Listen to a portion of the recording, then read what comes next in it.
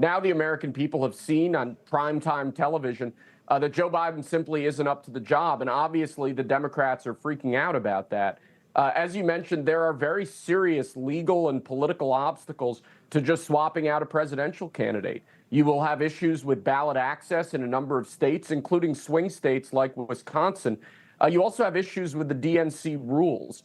There's really nothing they can do to force Joe Biden out of this race. That's a decision that Joe Biden himself has to make. And as we've seen in news reports over the last couple days, Biden, at least for now, seems intent on staying in, and his family seem intent on encouraging him to stay in.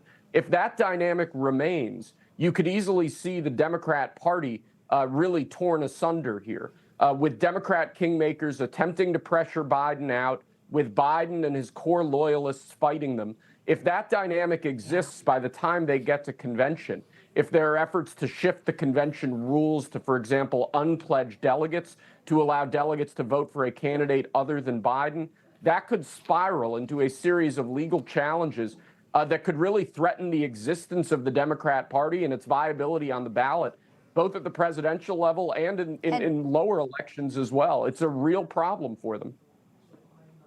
And no doubt. So obviously, yes, it's no surprise they knew this was obviously the candidate they were running, despite what they knew behind the scenes. They continue to do so. So it's a problem of their own making, as you articulately just laid out for us.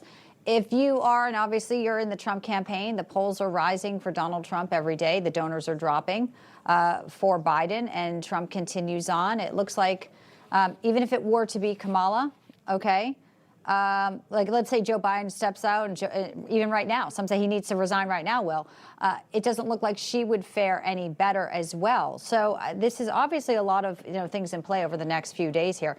But I guess what it comes down to is, Donald Trump is sitting well after a presidential immunity ruling that goes in his favor this week.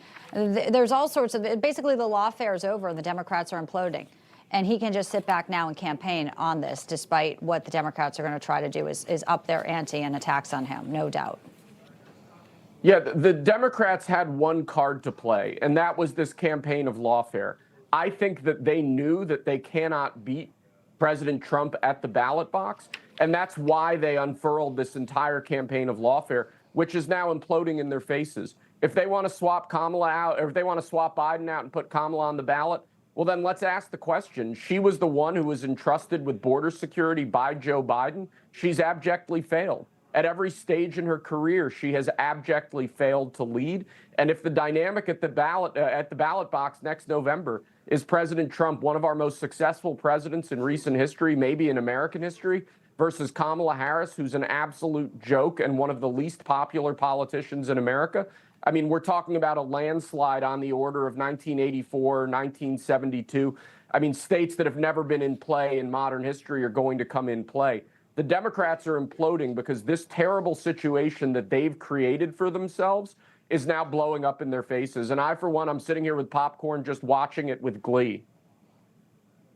Yeah, and we're watching Karine Jean-Pierre coming out and still trying to say it was a cold, getting very testy about it. And Will, what do you make of the images coming out from Hunter Biden right there, huddled up with his dad? He is obviously a crackhead, convicted felon now, and he's running part of these inner circle conversations with the sitting president. Does that obviously and optics there that I think a lot of Americans may not like as well, especially with the alleged influence peddling in this family, tens of millions of dollars to Hunter and other relatives of the sitting president? Yeah, I mean, Joe Biden has long said that Hunter is supposedly the smartest guy that he knows, and I think that says a lot about Joe Biden.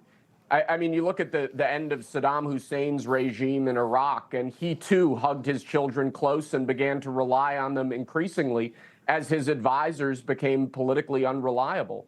What we're seeing here now is a Democrat feeding frenzy where a lot of longtime Biden loyalists are turning on him. There have been rumors that the Obamas and the Clintons are starting to turn on Joe Biden.